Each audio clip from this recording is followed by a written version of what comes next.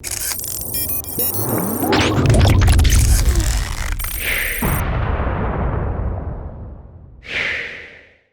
what's going on, everyone? Vega here for SerpentX Tech, and in this video I want to talk to you about my experience mining Nexa on the AMD RX 7900 XTX. I experienced some anomalies and some issues, so I really could use your help. So this is not only sharing you my experience and talking about its profitability and what it makes in a 24-hour time frame, but also asking you, the end user, the community, to help out and share your own data, because we're going to link in the description the Reddit post where I showed this anomalous behavior on Reddit, where I post a lot of my data for various hash rates of newer GPUs.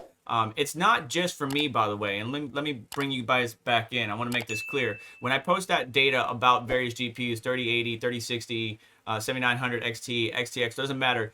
Feel free to go there and add your own data, right? Your make and model, your core clocks, your mem clocks, your voltages, all that stuff, because people do compare and contrast that data, and you might have better performance at a clock setting than I will, and vice versa. And then people can take that data, put it in an Excel spreadsheet, and then be able to get the performance per watt, efficiency, all that good stuff. So it's always open for you to add your own stuff. I know a lot of people go to this data postings on Reddit and say, well, the GPU sucks or it doesn't suck, and then they don't add anything or contribute anything. So feel free to contribute in some form or fashion out there.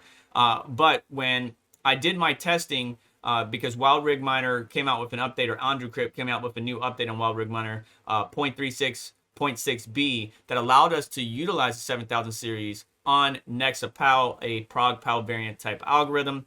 And I showed my data, and I was getting like 74 mega hash, a little bit of tuning, mid-range tuning, maybe not the most efficient, around 779 millivolts. I was getting 76.4 mega hash, something like that. But then Licklobster, one of our colleagues in the community, commented, "Where's your 20 mega hash?" And so I was like, "What do you mean?" And so they posted their picture, and they were able to get 96.4 mega hash on their GPU at a core clock of around 2600 and a mem clock of 2700. So obviously something's amiss. So I went and I started looking, and I was like, okay, what's going on? And what I was on, the driver that I was on during the testing, was a driver that AMD announced via email, and it's not even on their official AMD drivers website just yet. So I was like, okay, maybe that might be an issue.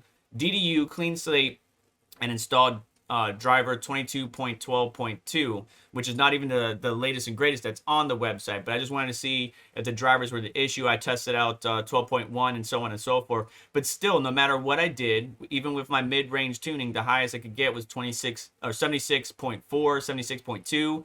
At stock, again, 74.8, 75 mega hash. And stock is 390 watt software, which is obviously a little bit more at the wall. Whereas with the tuning, I could get it down to like 325, 330, somewhere in there. So it's a little bit more efficient. The best I could do overall was 85.4 mega hash, but at a power draw of 450 watts. So that's not really efficient. So I'm not able to hit what Licklobster was able to get on their 96 mega hash. And I can't figure out why. And I tried a number of different drivers, tried a number of different approach. Because this thing has a dual BIOS, I swapped that. And it's not because it's thermal throttling. Yes, the memory junction temperature here on the left side is saying 92C. It's something else is going on. Maybe it's silicon lottery, not sure. But I left it on the middle setting, and I just let it hash away. And at the pool, we're around 77.2 mega hash over a 24-hour period. Obviously, the full 24 hours got cut off because of some gaming and stuff like that. But that's about where I'm sitting, at around 330 watts or thereabouts. And so with that calculation, looking at the profitability, obviously we could go to miningpoolstats.stream, so you'll see all the various pools here. We could go ahead and put in that information, 76 mega hash, and that will put us around 56 cents a day, or 58, almost 59,000 Nexa a day.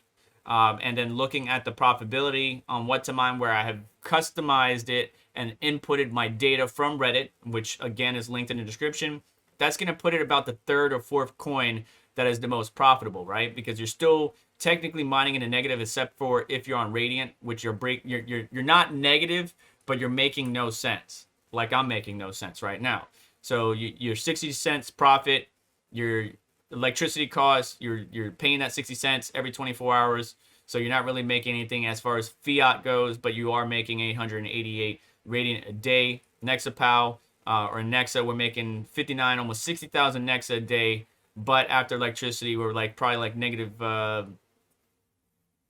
12 cents, I want to say. So again, that would kind of put us in the middle of the row here, in between Grin or below Grin, Radiant, but probably above Rio and Conceal and Raven Coin. Not above Caspa. Caspa is only negative 6 cents. So it just varies obviously on your power, your cost per electricity or per kilowatt hour, so on and so forth. And that's what the 7900 XTX can do. That's mine, but obviously something's amiss because Licklobster can do more with less. They can get a higher hash rate with less power draw than I can, even though I tried everything to hit those targets. So I appreciate your assistance in trying to, just share your data, share your information, your make, your model, core clocks, mem clocks, voltages, stuff like that. What is your hash rate you're getting? Share that information. So that way I can continue testing, and if there is any updates, I'll go ahead and update the Reddit post. But this is all for the community to engage in, to converse, to compare and contrast, and all that good stuff. That's what I love about it, and that's going to do it for today's video. So do me a favor on the way out, hit the like button, make sure to get subscribed and hit notification bell. And only 13 or 8% of you are hitting the notification bell, so I greatly appreciate if you could definitely hit the like button. It helps the channel's grow, and hit the notification bell to stay up to date with what's going on, as well as check out some of the links in the description that help support us and what we do here. And besides that, you have yourself a wonderful day. Take care. I'll catch you in the next one.